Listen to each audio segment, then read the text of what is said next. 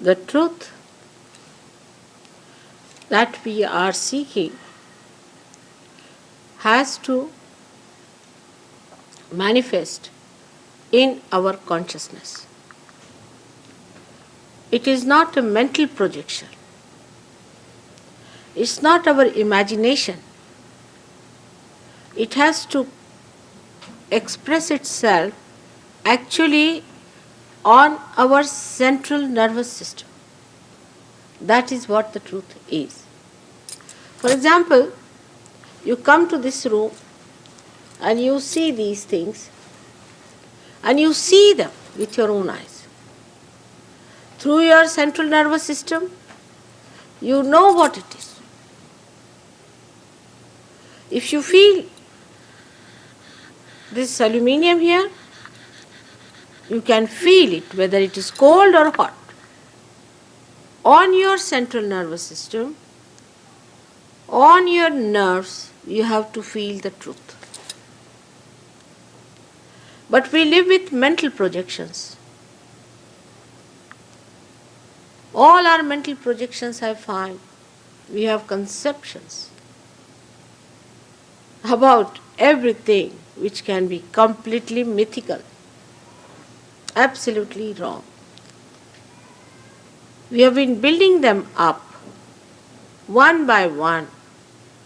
Like that, we have built up so many different varieties of conceptions, and the people who represent one God and one truth are now fighting on the battlefront.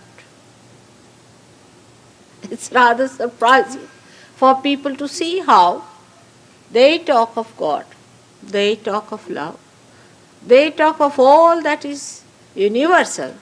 Then why do they fight? It's a big question today for your young people. And that is the reason why they suddenly become extremely against God, against His existence. They cannot believe that there could be a God manufactured by our mental projections that has led them to this kind of warfare.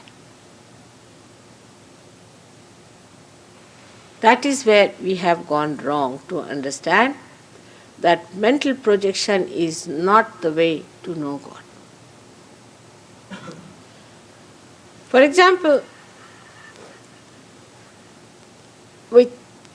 if I start thinking that, all right, now I am in Houston, I am facing people and I am talking to them. Do I do that?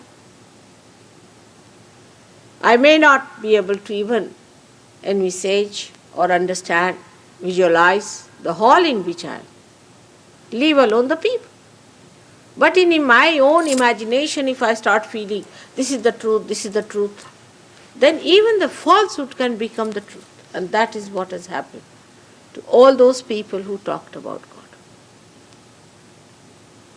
It's all their mental projection which has led them to these problems. Once Mahatma Gandhi was asked by some Christians, it can be asked about any religion. It's not only the Christians who are doing that, everyone is doing the same stuff. That, why don't you join? Why don't you become a Christian? He said, all right, but tell me which church. And if you then think about the people who want to unite the churches also, what they are uniting is nothing but these mental projections. And then where do you lie with that mental projection?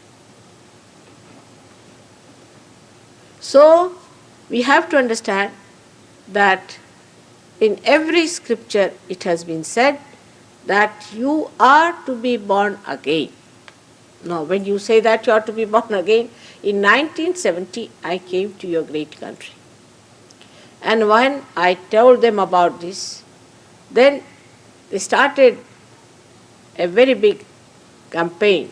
We are born again. This is all self-certification.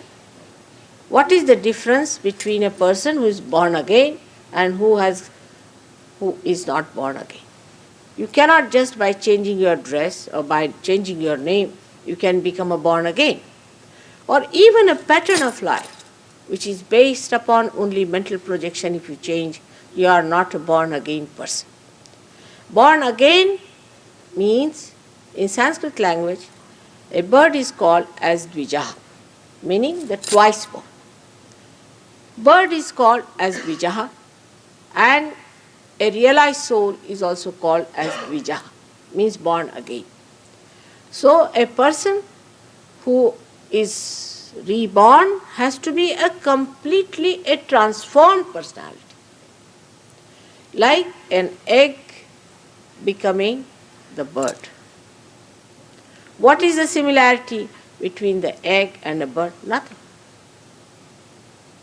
That kind of an actual transformation is the truth which one must ask for, and should not go in for some sort of a plastic transformation, which is very easy to do. You wear one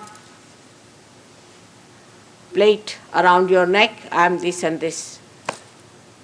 Do you become that? If you say I am a Christian, do you become a Christian? If you go to a church, why I am telling about Christianity? Because that's the main religion here. But same thing you can say about Hindus, you can say about every religion, just the same. So, somebody comes and puts water on your head and says, now, I've given you the baptism. But is that the real baptism? What is the living process that has taken place in a person who is baptized? We must face it. And that facing is difficult because we have built those mental projections and we want to live with the mental projections, and our ego doesn't allow us to see the point at all. But who is the loser? Not God, it's you. You are the loser who want to live and satisfy yourself with those mental projections. Now, one has to go beyond the mental projection. And how do you? How are you triggered out into that space where you are beyond thoughts and you are completely aware? Something has to happen within ourselves, a living thing, just like an egg becoming the bird. In the many rituals that we do, there's the hand of the unconscious that guides us. For example, on an Easter day, we give an egg. I think many people don't know why we give an Easter egg. The reason is that is suggestive that you are an egg and you have to become the bird, because Christ, by his ascent, has proved that you can transform into that subtler dimension. But it is an actualization of the whole happening.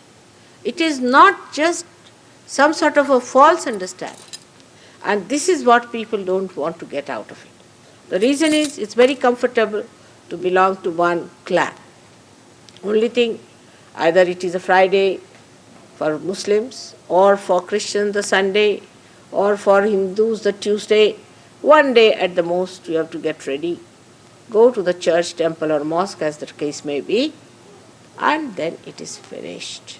You have done all your duty towards your Creator, and that you have listened to some sort of a boring lecture and it's done. That's what it is. That's what it amounts to be. But it is not so. Something has to happen within us when they said that you have to be reborn. How much human beings can live with myth is the limit. I mean, the way they live with mythical things and falsehood is really cannot be explained. The way they go on with it.